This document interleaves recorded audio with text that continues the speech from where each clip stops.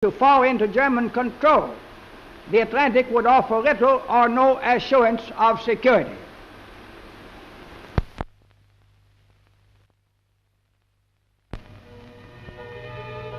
Of course, the work which you associate primarily with the Red Cross is the work of healing, and everybody knows that the Red Cross led the way in the provision of ambulances.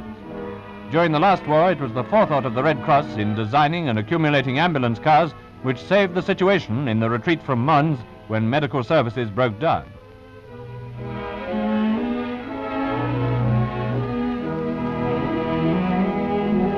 During this war, the Red Cross lost its ambulances in France, like so much other equipment, in the withdrawal to Dunkirk. But its hospital work must nevertheless go on, and new Red Cross ambulances, donated by public-spirited persons, bodies and localities, are now on the road.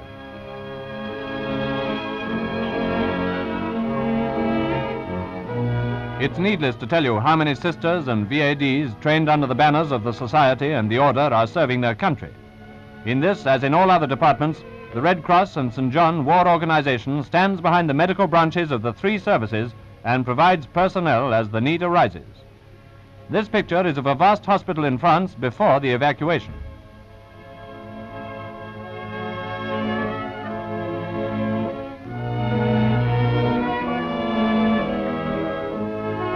This picture, again, is of one of London's most modern hospitals.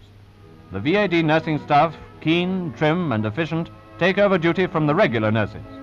Every new arrival is provided by the Red Cross with kit and comforts, for although nearly everything that can minister to the needs of the wounded is provided by the hospital, there are very many things, dressing gowns, pajamas, toilet requisites, slippers and all kinds of medical stores, which are often provided by the Red Cross and which cannot be furnished by the hospitals themselves in sufficient quantities.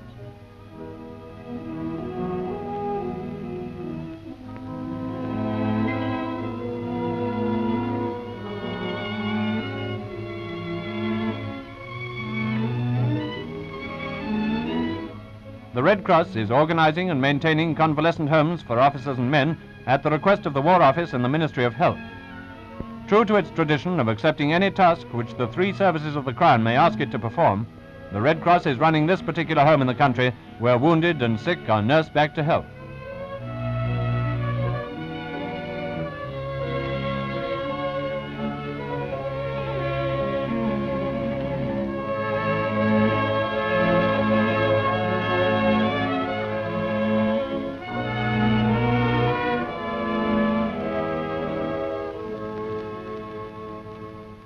You are in health and happiness.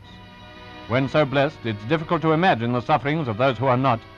But perhaps as you look upon these pictures of men being carried aboard a hospital ship at Boulogne, you may be able to estimate the boon which the existence of proper medical and nursing services means to the wounded. It was a few hours before the evacuation, and these poor chaps are not only being carried away to care and kindly treatment, but they are being saved from falling into German hands.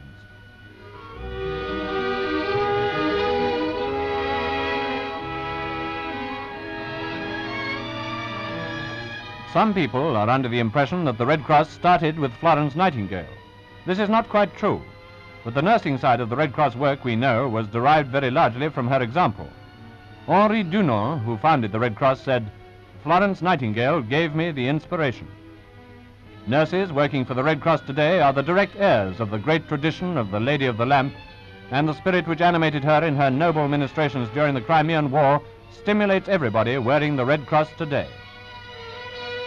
And so the great work goes on, ever expanding as the needs of conflicts between nations widen their dread scope, until indeed arms are laid aside and the Red Cross begins all over again to help in clearing up the wreckage of war, healing once more the wounds inflicted by those insane forces which the Red Cross seeks generation after generation to counter and alleviate.